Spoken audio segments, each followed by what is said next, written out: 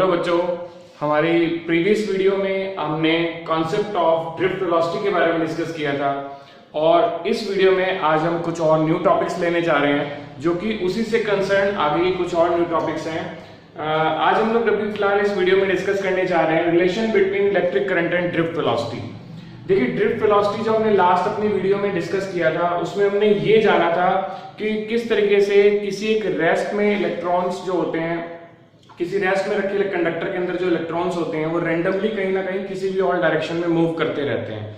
हमने वहां पर ये जाना, लेकिन जब हम उस कंडक्टर को किसी एक्सटर्नल इलेक्ट्रिक फील्ड में प्लेस कर देते हैं तो उसके बाद उन रैंडम डायरेक्शन में मूव करते हुए इलेक्ट्रॉन्स की डायरेक्शन अलोंग जो डायरेक्शन ऑफ इलेक्ट्रिक फील्ड है उसके अपोजिट हो जाती है, राइट। और वो अपोजिट डायरेक्शन में क्या होता है, ड्रिफ्ट होने लगते हैं।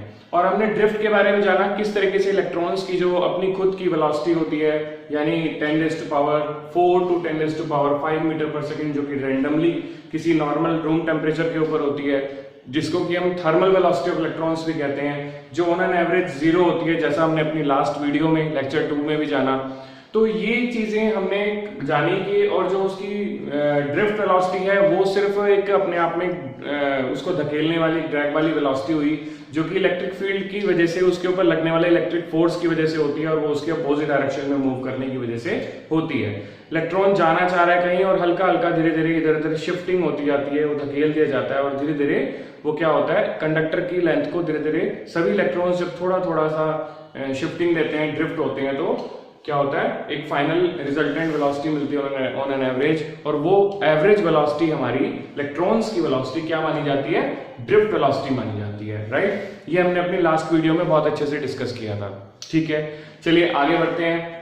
अब मान लीजिए उसी मैं रेफरेंस में अगर कुछ चीजें और आगे डिस्कस करता हूं, क्योंकि हम लोग चैप्टर करंट इलेक्ट्रिसिटी को डिस्कस करने जा रहे हैं, तो ऑफ कोर्स करंट वाली टर्म तो यहाँ आएगी, करंट की डेफिनेशन आएगी। तो अभी तक जो हमने ड्रिफ्ट वेलोसिटी जानी वो तो वेलोसिटी ऑफ इलेक्ट्रॉन्स थी अपोजिट डायरेक्शन में, बट आई होप आप इस चीज को पढ़ के आए, अच्छे से समझते हैं प्रीवियस क्लास में कि करंट की एक्चुअल डायरेक्शन क्या होती है, यानी कि जो पॉजिटिव चार्ज पार्टिकल्स हैं, यानी कि जो डायरेक्शन ऑफ इलेक्ट्रिक फील्ड हुआ पॉजिटिव से नेगेटिव की ओर, वो हमारी conventional direction of electric current मानी जाती है, राइट। अब इलेक्ट्रॉन की डायरेक्शन क्या हुई, वो बिल्कुल इसका मतलब कन्वेंशनल डायरेक्शन की अपोजिट डायरेक्शन हुई। इलेक्ट्रिक फील्ड की क्या हुई, अपोजिट डायरेक्शन में हुई। यानी कि इलेक्ट्रॉन्स का मूवमेंट किधर से किधर को हुआ, इलेक्ट्रॉन्स का मूवमेंट हुआ अगर एक रैंडम डायरेक्शन में, वो एक अलग हुआ। इलेक्ट्रिक फील्ड के इन्फ्लुएंस में आने पर, इलेक्ट्रिक फोर्स के एक्सपीरियंस करने पर क्या हुआ, वो हुआ नेगेटिव से पॉजिटिव की ओर, यानी कि लो पोटेंशियल से हाई पोटेंशियल की ओर। जबकि कन्वेंशनल डायरेक्शन ऑफ करंट क्या होती है, जब हम किसी सोर्स को, किसी पोटेंशियल सोर्स को, जस्ट लाइक ए बैटरी, जैसे मैंने आप यहाँ सर्किट में देख पा रहे हैं, उसको कनेक्ट किया, तो वहां पर एक जगह पर इधर क्या है, हाई पोटेंशियल सोर्स है, इधर लो पोटेंशियल सोर्स है, तो इलेक्ट्रॉन्स का मूवमेंट लो से हाई की ओर हो रहा है, जबकि पॉजिटिव चार्ज पार्टिकल का हाई से लो की ओर होगा एट द सेम टाइम। अब होना क्या है कि यहाँ पर इफेक्टिवली अगर हम देखें तो नेगेटिव चार्ज पार्टिकल समझ में आते हैं कि एक फ्री कंडक्टर के अंदर फ्री इलेक्ट्रॉन्स इजीली अवेलेबल होते हैं, राइट। हर कंडक्टर में अवेलेबल होते हैं, बस उनको डायरेक्शन रैंडम होने के बाद इलेक्ट्रिक फील्ड मिलते ही वो क्या करते हैं, एक पर्टिकुलर डायरेक्शन में हो जाते हैं। तो यहाँ पर इलेक्ट्रॉन्स, मान लीजिए एक एक्सटर्नल इलेक्ट्रिक फील्ड लगाई गई, ये एक कंडक्टर है और इलेक्ट्रॉन्स की ये डायरेक्शन सपोज हो जाती है। अब धीरे धीरे क्या होगा, इलेक्ट्रॉन्स मान लीजिए इस एंड पर यहाँ पर आके कलेक्ट होना शुरू हो जाते हैं, राइट। और यहाँ पर क्या होगा, जो अंदर इसके पॉजिटिव चार्ज पार्टिकल्स हैं वो क्या होंगे, पॉजिटिव आयंस क्या होंगे, वो इधर की तरफ मूव करना शुरू हो जाएंगे, वो इधर मूव करना शुरू हो जाएंगे। अब होगा क्या, रास्ते में पॉजिटिव और नेगेटिव आपस में मिलेंगे भी, जरूरी नहीं है कि इस तरीके से लेयर की तरह ऊपर नीचे चले, हो सकता है रास्ते में आपस में भिड़ेंगे, कोलिजन भी होगा। कोलिजन भी होगा तो इसका मतलब अगर इनका साइज एटम का थोड़ा कंपैरेटिवली बड़ा हुआ, इलेक्ट्रॉन का साइज बहुत छोटा हुआ, तो फिर उनको पाथवे मिलना भी मुश्किल होगा, मीन फ्री पाथ भी नहीं इजीली मिल पाएगा। तो फ्री पाथ अगर नहीं मिल पाएगा तो उस कंडीशन में क्या होगा, इलेक्ट्रॉन्स इनके साथ क्या होंगे, कोलिजन भी रखेंगे। तो जितनी देर इलेक्ट्रॉन को दूसरे किसी पार्टिकल के साथ कोलिजन में, या दो पार्टिकल्स के कोलिजन के बीच में जो गैप होता है, जो टाइम होता है, उसको बोलते हैं रिलैक्सेशन टाइम, है ना। हमने ये पिछले अपनी वीडियो में भी जाना है इस बारे में कि the time gap between the two particular time lapse between the two particular collision of the electrons is known age relaxation time. यानी उतनी देर में इलेक्ट्रॉन्स रिलैक्स कर रहा है, उसका कोई कोलिजन नहीं हो रहा। कोलिजन होगा फिर उसके बाद वेलोसिटी चेंज हो जाएगी। इनिशियली वो किसी वेलोसिटी, सपोज एक इलेक्ट्रॉन की बात करते हैं u1 से आ रहा है, कोलिजन हुआ, उतने कोलिजन होने में कुछ टाइम भी लगा होगा, इतने में इलेक्ट्रॉन चला, इलेक्ट्रिक फील्ड लगी, इलेक्ट्रॉन एक्सेलरेट हुआ, u1 स्पीड से चल रहा है, आगे और दूसरा पार्टिकल आया, चार्ज पार्टिकल से कोलाइड हुआ, कोलिजन के बाद वेलोसिटी चेंज हुआ, फिर से नया पार्टिकल से कोलिजन हुआ, उतने में फिर नए कोलिजन के बीच में फिर कुछ गैप आया, तो जो बीच में गैप है वो रिलैक्सेशन टाइम हुआ, राइट। इस तरीके से हमने सभी के टाइम्स ले लिए, T1 T2 T3 अलग अलग इलेक्ट्रॉन्स के, और एक इलेक्ट्रॉन की अगर बात करें तो इस तरीके से एक इलेक्ट्रॉन का मीन निकाल सकते हैं, वो रिलैक्सेशन टाइम हो जाएगा। तो इस तरीके से हमने मीन इलेक्ट्रॉन टाइम निकाल लिया इलेक्ट्रॉन के कोलिजन का, रिलैक्सेशन टाइम, बीच में जो गैप है।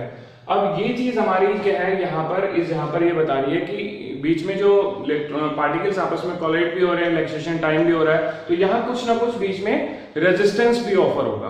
क्यों? क्योंकि पार्टिकल्स बीच में आपस में कोलाइड भी कर रहे हैं, पाथ में ऑब्स्ट्रक्शन आ रहा है, अपोजिशन हो रहा है ना, चार्ज के मूव्स करने का क्या हो रहा है, अपोजिशन हो रहा है, तो इट मींस ऑफ कोर्स वहां पर रेजिस्टेंस भी ऑफर होगा, करंट रेजिस्ट भी होगा, इधर जाने वाला भी और उधर से आने वाला इलेक्ट्रॉन्स का कोई।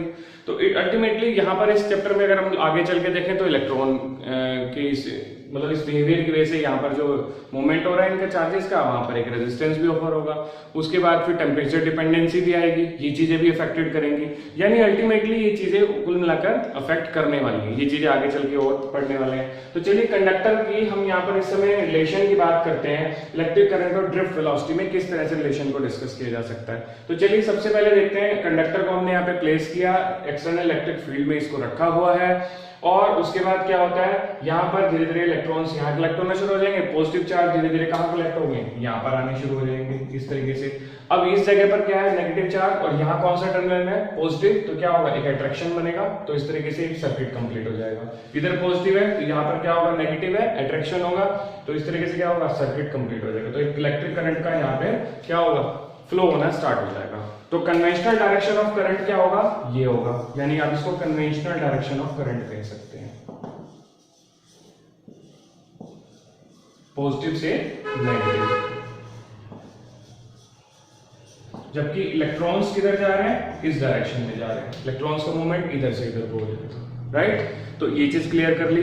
अब मान लीजिए जो आपने यहां पर सोर्स कनेक्ट किया था, बैटरी, उसका पोटेंशियल है, या इस टर्मिनल पर पोटेंशियल सपोज करो V है, और इस टर्मिनल पर पोटेंशियल सपोज करो 0 है। डिफरेंस बनाना है, एक को लो एक को हाई करना है, तो इसलिए डिफरेंस कितना होगा, V माइनस 0 कितना हुआ, V, या फिर कुछ और कम ज्यादा ले सकते थे, इनिशियली हमने V डिसाइड किया, तो यहाँ 0, तो डिफरेंस कितना हुआ, V minus 0, that is V, ये पोटेंशियल डिफरेंस हो गया।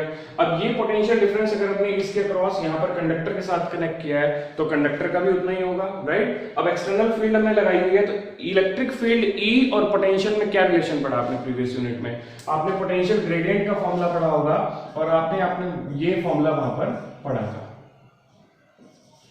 Right, dV by dx negative के साथ, this is a negative potential gradient, और ये हमने इलेक्ट्रिक फील्ड के फॉर्मूले को पढ़ा था, राइट। ये चीज हमने डिस्कस किया है। अब इस कंडीशन में मान लीजिए मैं फिलहाल यहाँ पर डिस्कस करने वाला हूं कि अगर मुझे पोटेंशियल चाहिए, मैं फिलहाल इसकी स्केलर क्वांटिटी ले रहा हूं, नेगेटिव साइन को यहाँ पर नेग्लेक्ट कर रहे हैं, तो ये होगा, तो उस कंडीशन में पोटेंशियल का डिफरेंस कितना हुआ, अगर मैं स्मॉल क्वांटिटी ना लेके लार्जर लेता हूं, तो उस कंडीशन में मैं इसको ऐसा भी लिख सकता हूं, ये भी एक डिफरेंस के लिए लिया जा सकता है। तो पोटेंशियल डिफरेंस कितना हुआ, V माइनस 0 सपोज करो, यहाँ V है, इलेक्ट्रिक फील्ड E है, और लेंथ कितनी हो गई कंडक्टर की, इस किनारे से इस किनारे तक टोटल लेंथ सपोज करो हमने ले रखी है L, तो ये L हो जाएगा, तो E हमारा V अपॉन L के बराबर हो जाएगा। तो ये V और E में रिलेशन हो गया इलेक्ट्रिक फील्ड और पोटेंशियल में। आई होप ये भी क्लियर हो गया। अब इसके बाद जैसे अपने यहाँ पर ये चीजें डिस्कस कर ली कि इलेक्ट्रॉन्स ड्रिफ्ट करने शुरू कर जाएंगे पोटेंशियल डिफरेंस लगाने के बाद, जब इलेक्ट्रॉन जो है धीरे धीरे ड्रिफ्ट करेंगे, तो इस मान लीजिए ये किनारा हमारे राइट की ओर पड़ रहा है, ये लेफ्ट की ओर, तो मैंने इसको राइट कॉर्नर बोल दिया कंडक्टर का, और इसको मैंने लेफ्ट कॉर्नर बोल दिया। तो मेरे राइट की ओर से जब ये लेफ्ट की ओर मूव करेंगे, तो total across the length of the conductor ये मूव करके जाएंगे, राइट। ये चीज क्लियर हो गई।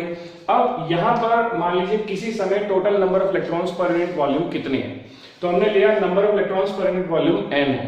पर यूनिट वॉल्यूम का क्या मतलब हुआ, पर यूनिट वॉल्यूम का मतलब हुआ number of electrons upon volume, number of electrons upon volume of the conductor. अब वॉल्यूम ऑफ कंडक्टर कितना है, मान लीजिए एरिया ऑफ क्रॉस सेक्शन हमने इसका A लिया हुआ है, right. Length of the conductor कितना है L। शेप क्या होती है इसकी, सिलेंड्रिकल। सिलेंडर का एरिया आपने, सिलेंडर का वॉल्यूम आपने क्लास 10 में क्या पढ़ा था, पाई r स्क्वायर h।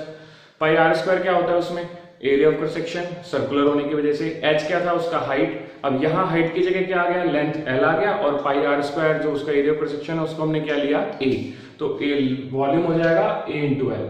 तो अब हमने यहाँ पर वॉल्यूम की जगह क्या रख दिया, वॉल्यूम को यहाँ मल्टीप्लाई करेंगे तो क्या होगा, number of electrons is equal to n into volume of conductor. तो वॉल्यूम ऑफ कंडक्टर अब कितना हो गया हमारा, volume of conductor a into L, तो टोटल नंबर ऑफ इलेक्ट्रॉन्स कितने हो गए, n into a into L. ये चीज क्लियर हो जाती है आपको। तो यहाँ पर आता है चार्ज ऑन एन इलेक्ट्रॉन कितना है, e। चलिए ये बात क्लियर हो गई, निकाल लेते हैं अब टोटल चार्ज कितना होगा। टोटल चार्ज निकालने के लिए क्या करना होगा, टोटल चार्ज क्या होता है, Q is equal to n, ही आपने फॉर्मूला पढ़ा है। तो n क्या है वहां पर, नंबर ऑफ इलेक्ट्रॉन्स, और E क्या चीज है, चार्ज ऑन एन इलेक्ट्रॉन। तो नंबर ऑफ इलेक्ट्रॉन हमारे पास है यहाँ पर NaL, ये नंबर ऑफ इलेक्ट्रॉन्स है, राइट। और हमारे पास चार्ज कितना है E, तो हम लोग लिखेंगे नंबर ऑफ इलेक्ट्रॉन्स हमारे पास NaL, और चार्ज है इलेक्ट्रॉन के ऊपर कितना, -e, विद साइन अगर लेते हैं तो उस कंडीशन में -NeAl, ये हमारा टोटल चार्ज हो जाता है, राइट। अब मान लीजिए इस किनारे से इस किनारे तक जो इलेक्ट्रॉन्स यहाँ पर मूव करके आ रहे हैं, या इलेक्ट्रॉन्स यहाँ से यहाँ तक अपनी इस किनारे से इस किनारे तक पहुंच पा रहे हैं, पूरे के पूरे पार हो गए, पीछे से और भी नए इलेक्ट्रॉन्स आ रहे हैं। लेकिन अगर किसी टाइम t टाइम में इस किनारे से इस किनारे तक सभी इलेक्ट्रॉन्स अगर यहाँ पहुंच पाते हैं, तो उनके पीछे से जो आ रहे हैं वो भी उनको फॉलो अप कर रहे हैं। तो मान लीजिए उनको टोटल टाइम पूरा क्रॉस द लेंथ क्रॉस करने में कितना डिस्टेंस लगा, l, टाइम कितना लगा t, और उन्होंने वेलोसिटी कितना सफर किया ड्रिफ्ट करते करते, क्योंकि वो अपनी वेलोसिटी में तो रैंडम जाना चाह रहे थे, उनको तो इलेक्ट्रिक फोर्स ने धकेला, और धकेलते धकेलते धीरे धीरे खिसकाते खिसकाते कहां ले आए, इस किनारे से इस किनारे ले आए, और उन्होंने वेलोसिटी कितना सफर किया, vd किया। तो इट मींस अब यहाँ पर अगर हम एक्सेलरेशन को कांस्टेंट लेके चल रहे हैं, जैसा कि हमने अपने प्रीवियस वीडियो में भी जाना, तो एक्सेलरेशन कितना हो जाएगा, एक्सेलरेशन हो जाएगा हमारा a, और a इज इक्वल टू कैसे निकाला जा सकता है, हमने प्रीवियस में डिस्कस किया था, a इज इक्वल टू हो जाएगा f अपॉन m, राइट, यानी कि f is equal to ma वाले फॉर्मूले से। और f कितना था, f is the charge, f is the force on the electron, तो that is e upon m। इतना हमने एक्सेलरेशन डिस्कस किया था, राइट। ये हमने क्या निकाला था, एक्सेलरेशन, और ये एक्सेलरेशन की क्वांटिटी या वैल्यू कितनी है, ये कांस्टेंट वैल्यू है। तो ये इलेक्ट्रॉन के ऊपर लगने वाली जो एक्सेलरेशन है, अगर ये कांस्टेंट होता है तो इस किनारे से इस किनारे तक आने में जो वेलोसिटी हुआ वो ड्रिफ्ट वेलोसिटी हुआ। तो मान लीजिए अब टोटल टाइम अगर हमें निकालना है अंडर द कांस्टेंट एक्सेलरेशन, तो वहां पर आएगा डिस्टेंस अपॉन कितना, वेलोसिटी। ये वेलोसिटी कितना है, vd, लेंथ कितना है, डिस्टेंस ट्रेवल्ड के बराबर l। तो यहाँ पर क्या करेंगे हम, ये हमारा टाइम आ गया। अब क्या होता है हमारा करंट का फॉर्मूला क्या होता है, करंट क्या होता है, current is rate of change of, या सॉरी आप सीधा बोल दीजिए rate of flow of charges with respect to time, that is q by t। और q की वैल्यू आप यहां से ले लेंगे -NeAl। अगर इसमें हम सिर्फ नेगेटिव साइन को ड्रॉप कर देते हैं, सिर्फ एक न्यूमेरिकल वैल्यू लेते हैं, मैग्नीट्यूड लेते हैं, तो NeAl ले लेंगे।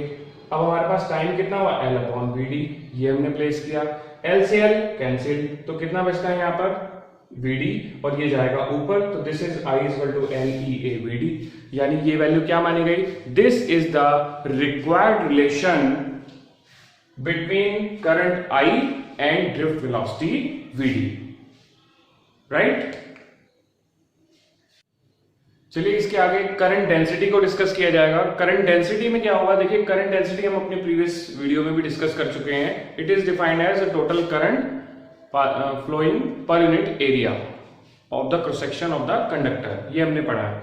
तो अब करंट डेंसिटी को किससे डिनोट किया जाता है, J से। ये एक वेक्टर क्वांटिटी है, इसका यूनिट क्या होगा, जितना unit of current upon unit of area. Unit of current ampere and unit of area कितना, metre square, that is ampere per metre square, right.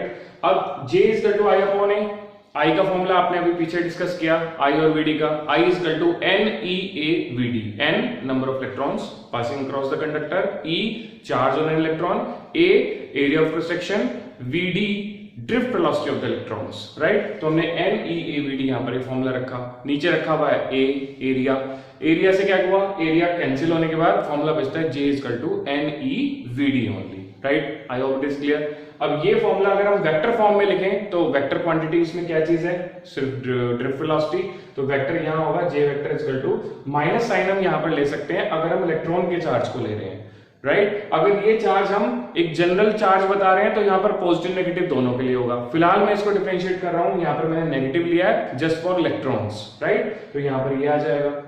In case अगर पॉजिटिव चार्ज आप Q लेते हैं तो आप माइनस ई को रिप्लेस करके Q ले सकते हैं, तो इस कंडीशन में एन क्यू वीडी हो जाएगा। ये फॉर्मूला इस तरीके से यूज किया जा सकता है, राइट। अगर आप इस जनरल फॉर्मूले को रखें तो इसकी ये दोनों के लिए वैलिड होगा, यानी कि पॉजिटिव के लिए भी, और अगर नेगेटिव चार्ज आता है तो विद साइन नेगेटिव इसमें पुट कर सकते हैं, तो ये फॉर्मूला दोनों के लिए वैलिड हो जाएगा। चलिए ये चीज क्लियर हो गई, आई होप क्लियर है।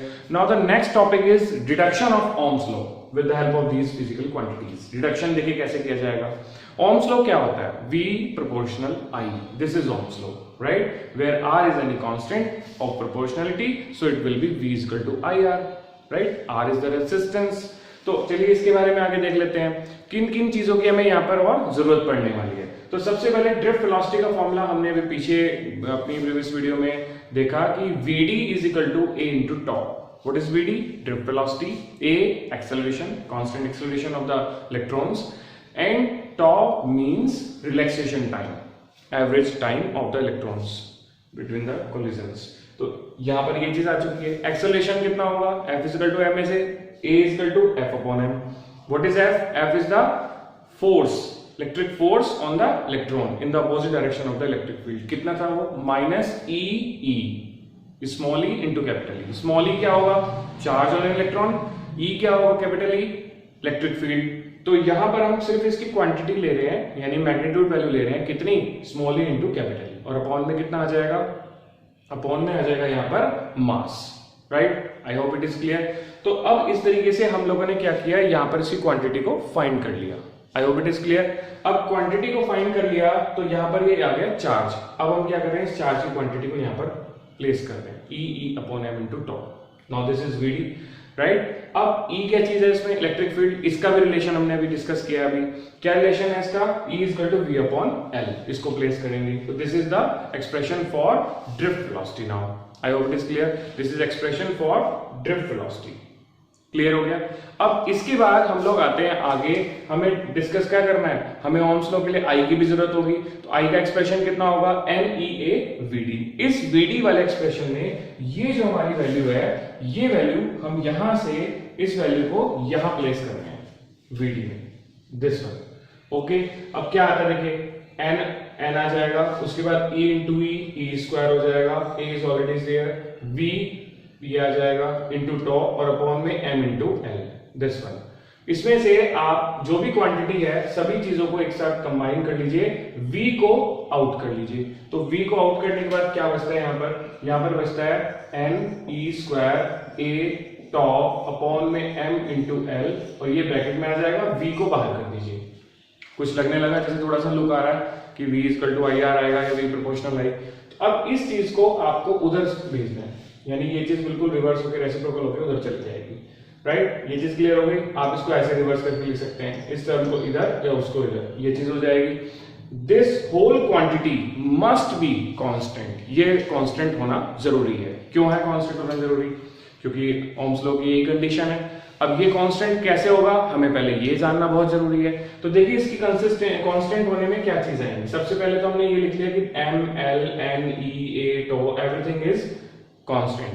This is Ohm's law and other physical conditions remains constant. Then this Ohm's law is valid. ये तब valid होगा जब other physical conditions भी क्या रहेंगी? constant रहेंगी। चलिए बात कर लेते हैं। सबसे पहले तो ये quantities क्या हैं और फिर other physical conditions क्या हैं। तो सबसे पहले आता है मास। क्या मास फिक्स है चार्ज पार्टिकल का या इलेक्ट्रॉन का? ऑफ कोर्स ये फिक्स है, ठीक है।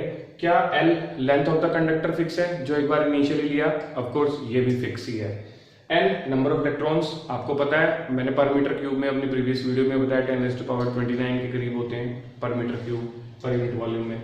E charge on an electron, this is also fixed quantity. A area of projection, जितने में से इलेक्ट्रॉन्स निकल रहे हैं, अगर वो चेंज नहीं होता वो भी कांस्टेंट रहता है। तो end of course relaxation time भी कांस्टेंट है, क्योंकि इसको तो हमने एवरेज लिया ही है, राइट। तो अगर ये सारी क्वांटिटीज कांस्टेंट रहती हैं तब हम V और I में रिलेशन निकाल पाएंगे। अगर इसमें से एक भी चीज अफेक्टेड होती है तो V और I प्रोपोर्शनल यहां पर अफेक्टेड होगा।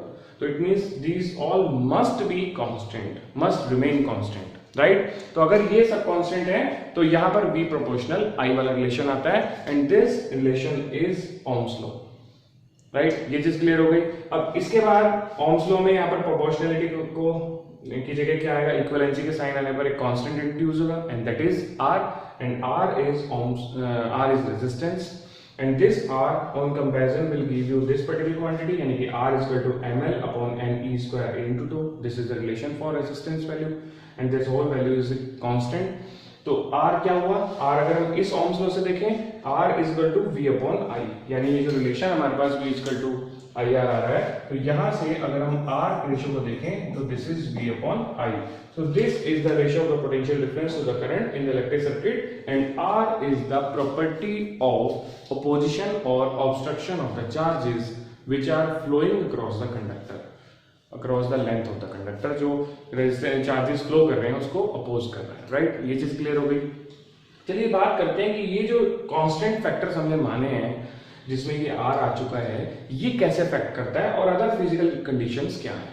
अदर फिजिकल कंडीशन में अगर मैं देखूं तो स्पेशली हम टेम्परेचर की बात करते हैं, क्योंकि अगर टेम्परेचर चेंज होगा तो इलेक्ट्रॉन्स के ऊपर क्या इफेक्ट पड़ेगा। अब जैसे हम थर्मल वेलोसिटी की बात कर रहे थे, तो थर्मल वेलोसिटी में क्या चीज आती है, थर्मल वेलोसिटी में आता है normally room temperature. Room temperature पर जितना इलेक्ट्रॉन्स को ड्रिफ्ट करने के लिए, या रैंडम मोशंस की बात करते हैं, चलिए पहले रैंडम मोशन के लिए जितना एनर्जी मिलती है, जितना टेम्परेचर मिलता है उतने में वो मूव करते रहते हैं, चलिए ये बात क्लियर है।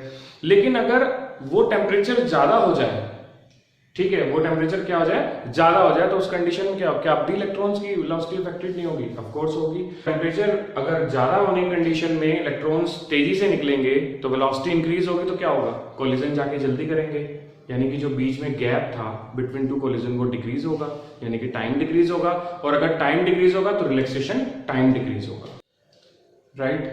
तो चलिए इसके आगे जान लेते हैं अब रेजिस्टेंस और रेसिस्टिविटी के बारे में। तो देखिए रेजिस्टेंस का तो नॉर्मल आपने रिलेशन अभी यहाँ पर डिस्कस किया, जो कि था ml upon n e square a upon tau, right. ये हमने अभी v इक्वल टू IR वाले रिलेशन में r को कांस्टेंट को इसके इक्वल ऑब्टेन किया, राइट। ये रिलेशन क्लियर था आपको।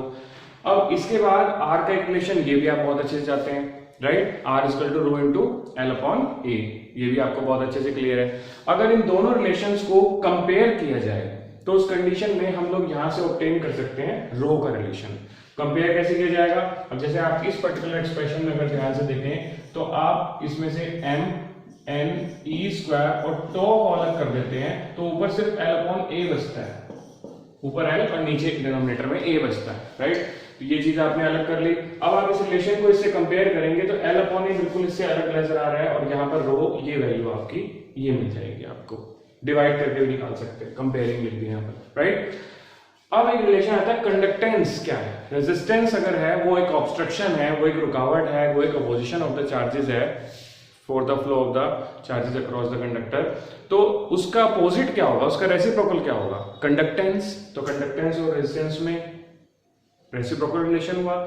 इसी तरीके से कंडक्टिविटी एक मटेरियल की प्रॉपर्टी हुई, तो उसका रेसिप्रोकल रेसिस्टिविटी या रेसिस्टिविटी का रेसिप्रोकल कंडक्टिविटी। तो जो आपने अभी ये रो यहाँ पर क्वांटिटी निकाली है, ये रेसिस्टिविटी हो गई, राइट। ये डिपेंड करती है मटेरियल ऑफ द नेचर के ऊपर, और इसके अलावा जो ये रिलेशन है ये इन क्वांटिटीज पे डिपेंड करती है। कैसे, मास अगर फिक्स्ड है, इलेक्ट्रॉन डेंसिटी यानी कि नंबर ऑफ इलेक्ट्रॉन पर यूनिट वॉल्यूम, आप इसको इलेक्ट्रॉन डेंसिटी भी कह सकते हैं, राइट। और चार्ज, अगर ये सब चीजें फिक्स हैं तो रो डिपेंड करेगा टॉ के ऊपर। कैसे डिपेंड करेगा, आइए अभी इसके बारे में डिस्कस करते हैं कैसे डिपेंड करेगा।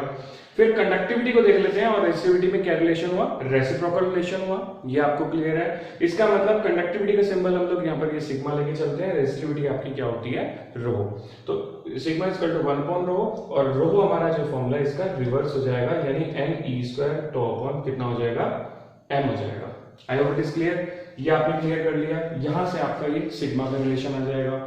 इस रिलेशन के बाद एक रिलेशन हमारे पास और आता है जे ई एंड ई के बारे में। ये रिलेशन क्या है, आइए जान लेते हैं। जे मीन्स हुआ करंट डेंसिटी, सिग्मा आपका अभी मैं हमने डिस्कस किया क्या चीज रहती है, कंडक्टिविटी, और ई क्या है, इलेक्ट्रिक फील्ड, राइट। ये चीज क्लियर है। तो हम लोग यहाँ पर ड्रिफ्ट वेलोसिटी का रिलेशन ले रहे हैं, vd equal to minus e vector upon m into tau, right, ये चीज क्लियर है। अब इस एक्सप्रेशन के अंदर हमने क्या किया, इसको यूज किया करंट डेंसिटी के एक्सप्रेशन में। करंट डेंसिटी का एक्सप्रेशन अभी मैंने आपसे पीछे डिस्कस किया, -NeVd, जहां E -E यानी कि चार्ज ऑफ इलेक्ट्रॉन है। तो ये आ गया आपके पास, राइट। आपने Vd की जगह ये वैल्यू प्लेस कर दी तो फाइनल एक्सप्रेशन आपके पास ये आ जाता है। ये चीज आप अगर कंपेयर करें तो Ne² टॉ अपॉन m, ये कहां से आया रिलेशन देखिए, Ne² टॉ अपॉन m आपका किसके इक्वल है, कंडक्टिविटी सिग्मा के इक्वल है। तो this will be the required relation between J, sigma and E। In case अगर हम इस रिलेशन को 1/ρ के इक्वल रखते हैं तो यहाँ पर रिलेशन 1/ρ ऐसा भी आ सकता है, और रिलेशन E और J और ρ में ये भी माना जा सकता है। तो चलिए मैं अब आपसे वो टॉपिक डिस्कस कर रहा हूँ फिलहाल, जो मैंने अभी यहाँ पर एक बार रिटेन किया कि ρ इसके ऊपर कैसे डिपेंड करता है, यानी रिलैक्सेशन टाइम पर। उससे पहले एक और छोटी सी चीज जान लेते हैं, कॉजेज ऑफ रेजिस्टेंस।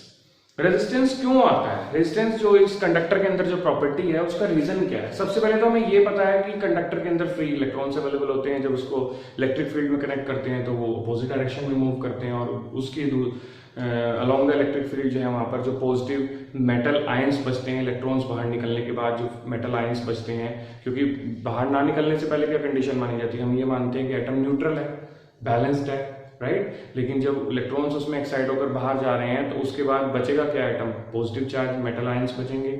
मैंने उनको कर्नेल का नाम भी लिया था पिछली वीडियो में, आपको बताया भी था। तो वो चीज मूव करेंगे along the direction of field, वो एक कन्वेंशनल डायरेक्शन ऑफ करंट को भी जनरेट कर रहे हैं, राइट। तो एक समय में वो दो काउंटर करंट्स वहां पर एक दूसरे के साथ मूव कर रहे हैं। तो अपोजिट चार्जेस जब आपस में आकर कोलिजन करेंगे, या दो पर्टिकुलर इलेक्ट्रॉन्स भी अगर कोलिजन ले रहे हैं, तो वहां पर collisions is the main cause of electric resistance. वो सॉरी, जो रेजिस्टेंस है, collision is the main cause of resistance है, रेजिस्टेंस जो ऑफर हो रहा है। तो ये आपका दो पॉजिटिव और इलेक्ट्रॉन्स के बीच में फिलहाल हमने यहाँ पर माना है कि इनके बीच में कोलिजन हो रहा है। एक ये मेन रीजन हो गया। आई होप ये बात समझ में आ गई। अब मान लीजिए इलेक्ट्रॉन, जैसे मैंने आपको पहले बताया, टेम्परेचर हाई होता है तो उस कंडीशन में क्या होगा, टेम्परेचर हाई होने पर, हालांकि टेम्परेचर की डायरेक्ट डिपेंडेंसी नहीं है यहाँ पर इस जगह पर, राइट, लेकिन टेम्परेचर अगर हाई होता है, वो एक अदर फिजिकल कंडीशन है ओम्स लॉ के फेलियर के होने की। अगर वो हाई होता है तो वहां पर क्या कंडीशन आती है वो हमने डिस्कस किया, तो वो उसकी वैलिडिटी हो गई।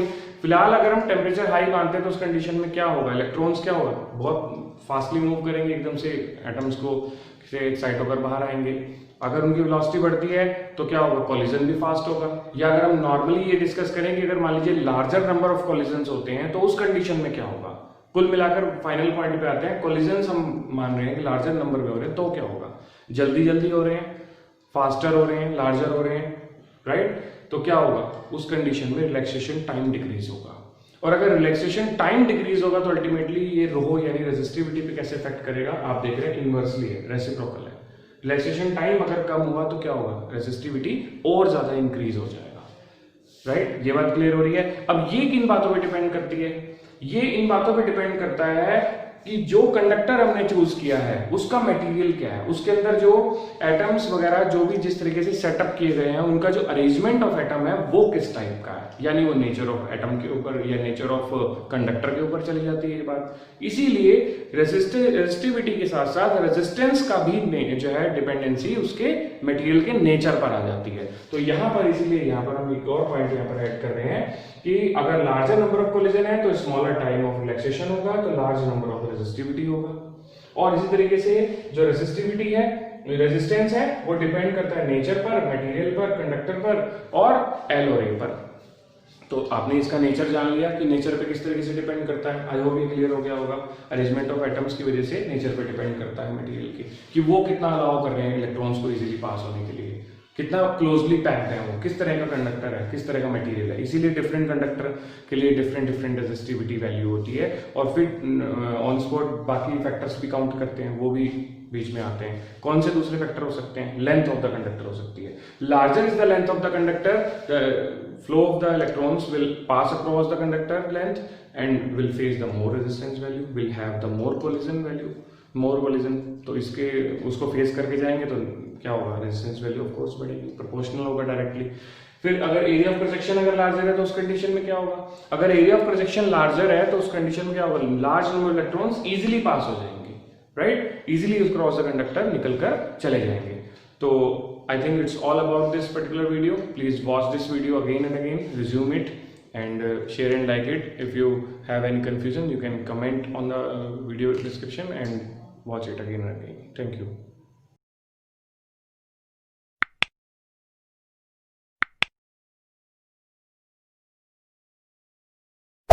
Hey there. Subscribe to my channel. And also press this bell icon.